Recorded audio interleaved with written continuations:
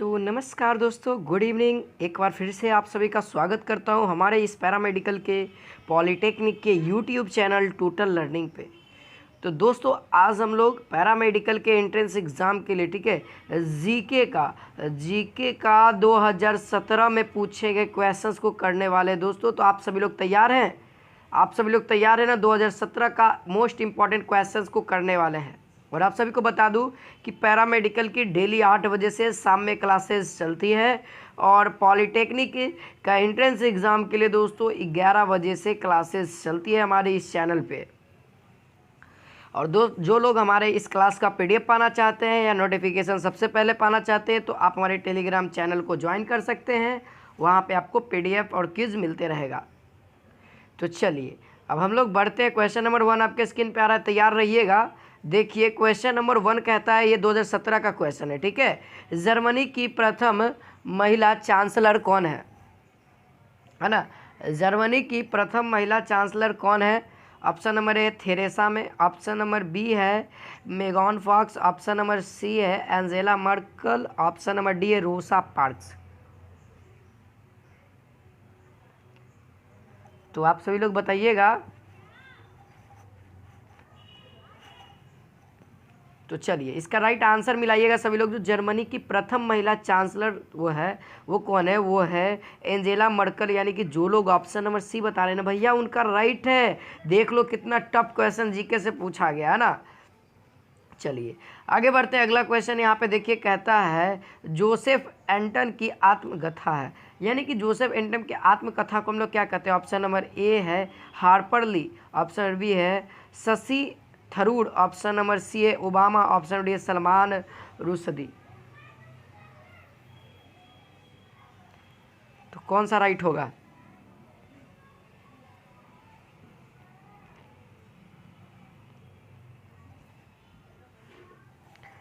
तो चलिए इसका आंसर हम लोग देखते हैं, ठीक है। इसका आंसर हमारे सामने क्या हो जाएगा दोस्तों? वो हो जाएगा option number D Salman Rushdie, ठीक है। सलमान रुश्दी क्या है? ये इनका जोसेफ एंटन की आत्मकथा है। तो याद रखना है आप सभी को। अगर ये क्वेश्चन आ जाए तो आप सभी को क्या मारना है दोस्तों? सलमान रुश्दी की, ठीक है। चलिए आगे बढ़ते हैं। यहाँ पे क्वेश्चन नंबर 3 आ गया, कहता है रंगभूमि उपन्यास किसने लिखी? जो रंगभूमि एक उपन्यास है दोस्तों, ये किसने लिखी थी? Option number Premchand, option Vibhuti, option Vibhuti Bhushan, option number C Vishnu Sharma, option number D Tagore. बहुत ही आसान सवाल है, जल्दी से बताइएगा।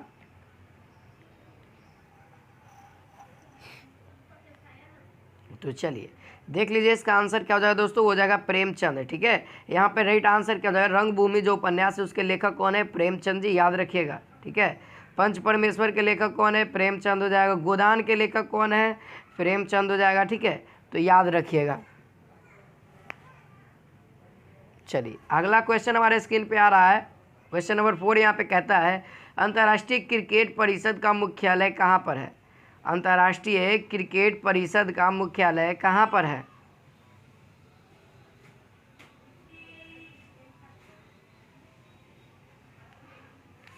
आप सभी को पता होना चाहिए। तो इसका राइट आंसर जो हो जाएगा वो हो जाएगा ऑप्शन नंबर बी दुबई में, ठीक है। मुख्यालय कहाँ पे दोस्तों? ऑप्शन नंबर बी वाले का राइट है दुबई। जो लोग दुबई बता रहे हैं ना उनका राइट है। अंतर्राष्ट्रीय क्रिकेट परिषद कहाँ पे मुख्यालय है? तो दुबई में, याद रखना अगली बार से।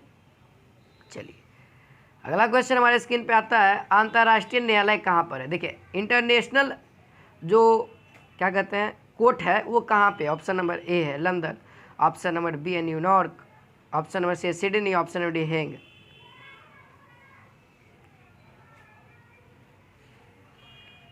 तो चलिए भैया इसका आंसर भी देख लो। जो अंतर्राष्ट्रीय है ना वो कहाँ पे है? तो वो है ऑप्शन नंबर डी हेग में, ठीक है। जो लोग ऑप्शन नंबर डी बता रहे हैं ना भैया उनका राइट है हेग। यहाँ पे राइट आंसर हो जाएगा अंतर्राष्ट्रीय न्यायालय यानी कि कोर्ट कहाँ? इंटरनेशनल कोर्ट, तो वो है हेग में। चलिए अगला क्वेश्चन यहाँ पे देखिए, कहता है विश्व कैंसर दिवस कब मनाया जाता है? ऑप्शन नंबर ए है 1 फरवरी, ऑप्शन 2 है ऑप्शन नंबर बी है 3 फरवरी 3 मार्च, ऑप्शन नंबर सी है 7 अप्रैल, ऑप्शन नंबर डी 8 मई।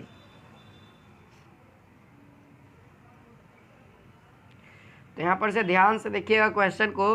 तो ये जो क्वेश्चन आपको दिख रहा होगा दोस्तों, सभी लोग तो आंसर बता रहे हैं बट यहाँ पे आंसर एक भी राइट नहीं है।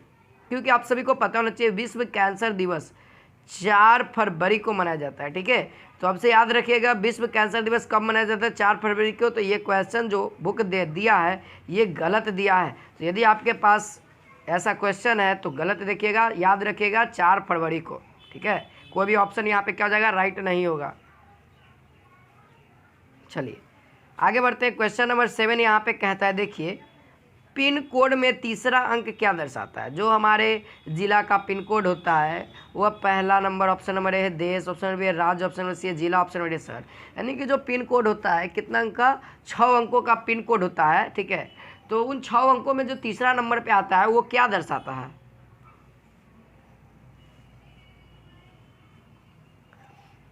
तो बताइए।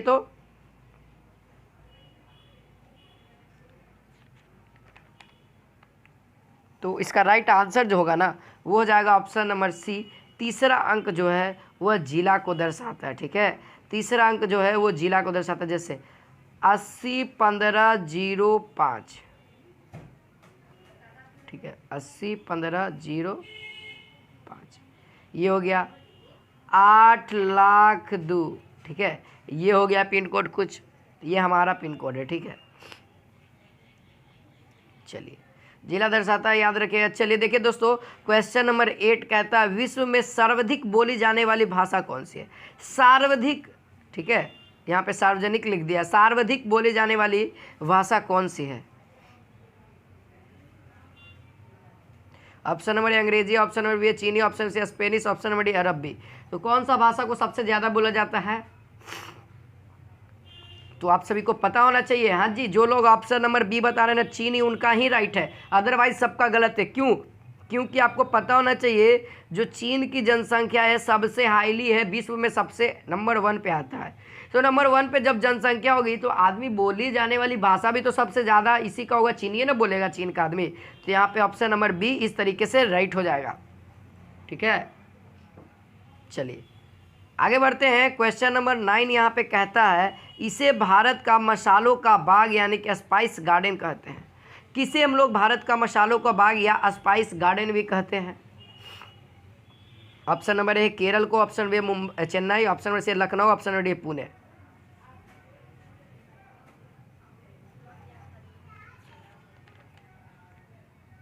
चलिए जी, इसका राइट आंसर मिलाइएगा। देखिएगा जो लोग ऑप्शन नंबर 1 केरल को बता रहे हैं ना उनका राइट है, 100% श्योर हो जाइए। भारत का मसालों का बाग किसे कहा जाता है, तो स्पाइस गार्डन को। तो यहाँ पे option number A is the right answer. ठीक है, हाँ जी, जो लोग ये बता रहे हैं बहुत अच्छा, उनका राइट है। चलिए अगला क्वेश्चन देखिए, क्वेश्चन नंबर 10 बहुत ही आसान और उतना ही इंपॉर्टेंट, ये भी पूछा गया है। ऐसा क्वेश्चन आपके एग्जाम में पूछता है भारत के झंडे में सबसे ऊपर में कौन सा रंग होता है। देखो ये रंग वाला पूछ दिया, झंडा का। हमारे झंडा का रंग कौन सा है। ऑप्शन नंबर ए हरा, ऑप्शन नंबर ए नीला, ऑप्शन नंबर सी लाल, ऑप्शन नंबर डी केसरी। तो हाँ जी, सभी लोग सही आंसर बता रहे हैं, बहुत अच्छा। यहाँ पे ऑप्शन नंबर डी हो जाएगा। हमारा झंडा जो है वो कुछ इस तरीके से रहता है। यहाँ पे क्या होती है, 3 कलर होती है। पहला नंबर पे केसरी होता है, दूसरा नंबर पे सफ़ेद होता है, तीसरा नंबर पे हरा होता है। ठीक है, तो याद रखना सफ़ेद हो जाएगा, फिर इसके बाद ये केसरी हो जाएगा। क्या हो जाएगा यहाँ पे, ये हमारा केसरी हो जाएगा। केसरी यहाँ पे राइट आंसर। अच्छा, एक और क्वेश्चन पूछता है कि भारत के झंडे का क्या नाम है। बता सकते हैं भारत के झंडे का क्या नाम है। आप सभी लोग बताइए तो भारत के झंडे का क्या नाम है।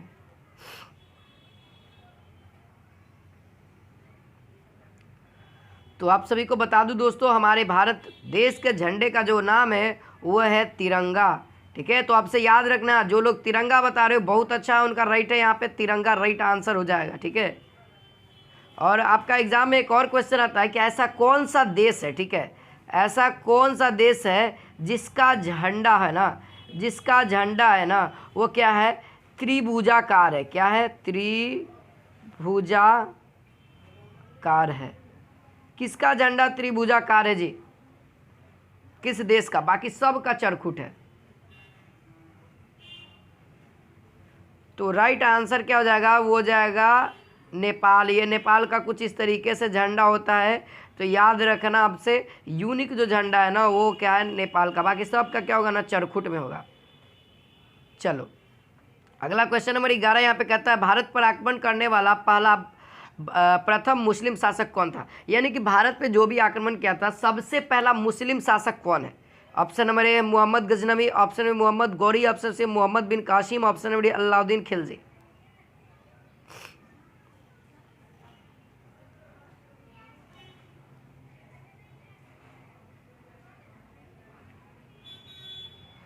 तो आप सभी को पता होना चाहिए दोस्तों इसका राइट आंसर क्या हो जाएगा। ठीक है, भारत पर जो प्रथम बार सबसे पहले मुस्लिम शासक में जो आक्रमण किया था ना, वो कौन किया था, तो वो किया था मोहम्मद बिन कासिम ने। तो याद रखना सबसे पहला मुस्लिम शासक जो था वो कौन था आक्रमण करने वाला भारत पर, तो वो था मोहम्मद बिन कासिम। तो ऑप्शन नंबर सी वाले का राइट है, याद रखना। चलिए क्वेश्चन नंबर 12 यहाँ पे कहता है औरंगजेब के पश्चात कौन शासक बना। औरंगजेब के पश्चात कौन शासक बना, यानी कि औरंगजेब के पश्चात कौन शासक बना। Option number A Bahadur Shah, option number B है Nadeem Shah, option number D, option number C है अकबर द्वितीय, ऑप्शन सी है शाह आलम द्वितीय। ये सब क्या है, फर्स्ट ऐसे ऐसे रहेगा तो फर्स्ट, ऐसे रहेगा द्वितीय, ऐसे रहेगा तृतीय। ठीक है, ये सब क्या है, सिंबल है। तो चलिए औरंगजेब के बाद जो शासक बना दोस्तों वो कौन बना था, तो वो बना था बहादुर शाह। तो याद रखना औरंगजेब के पश्चात यानी कि बाद कौन बना, तो वो था बहादुर शाह। पूर्व कहता तो औरंगजेब के पहले की बात करते, पश्चात कह रहा है तो बाद की बात करेंगे। ठीक है, चलिए अब आगे बढ़ते हैं। क्वेश्चन नंबर 13 कहता है यहाँ पे किस ग्रह को लाल ग्रह कहते हैं। ऑप्शन नंबर ए है मंगल ग्रह, ऑप्शन नंबर बी है Shukra, option number C Arun, option number D है पृथ्वी।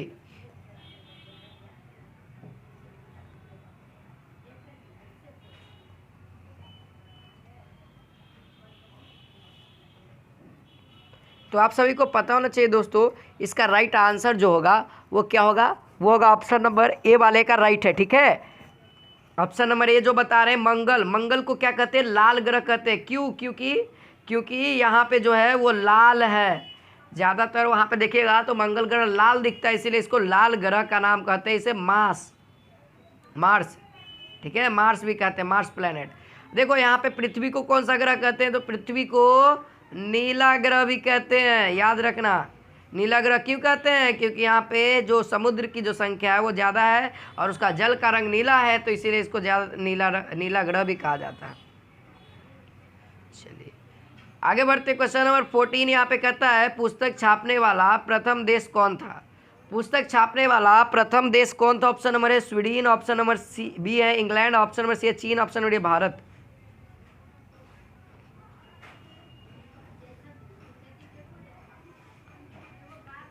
तो याद रखिएगा दोस्तों जो पुस्तक छापने वाला सबसे पहला देश है वो है चीन, क्योंकि इसी ने ही सबसे पहले पेपर का निर्माण किया था, जो कि मिस्र में हुआ था। कहाँ पे हुआ था, मिस्र में। समुद्री घास से, एक नया प्रकार का समुद्री घास होता है, समुद्र में ही पाया जाता है, उससे चीन के लोगों ने क्या बनाया था, पहले पेपर बनाया था और फिर उसके बाद क्या बनाया, पुस्तक को छापा। ठीक है, तो यहाँ पे ऑप्शन नंबर सी वाले का राइट है, जो लोग चीन बता रहे थे ना उनका राइट है। चलिए आगे क्वेश्चन नंबर 15 यहाँ पे कहता है आधुनिक ओलंपिक खेल सर्वप्रथम कहाँ हुए। जो आधुनिक यानी कि मॉडर्न ओलंपिक खेल है वो सबसे पहले कहाँ हुआ। ऑप्शन नंबर ए फ्रांस में, option number B Japan, option number C Greece, option number D है जर्मनी।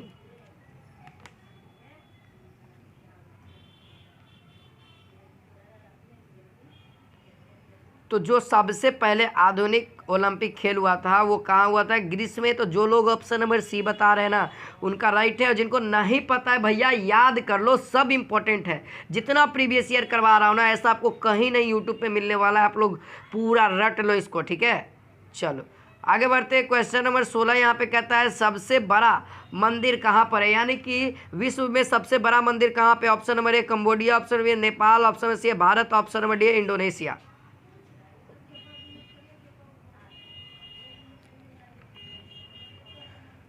तो आप सभी को पता होना चाहिए दोस्तों जो सबसे बड़ा मंदिर कहाँ पर है वो है कंबोडिया में। तो option number A is the right answer. जो लोग ये बता रहे हैं ना उनका 100% श्योर हो जाइए, 5 नंबर आपका इस क्वेश्चन पे मिल गया है। ठीक है, तो यहाँ पे याद रखना है आप सभी को, यहाँ पे क्या हो जाएगा, कंबोडिया यहाँ पे राइट आंसर हो जाएगा। तो चलिए दोस्तों मिलते हैं इसी के साथ, आज इतना ही क्वेश्चन था। मिलते हैं नेक्स्ट क्लास में next previous year important question के साथ। तो आज के लिए बस इतना ही, लाइक करें, शेयर करें, कमेंट करें। तो जय हिंद, जय भारत।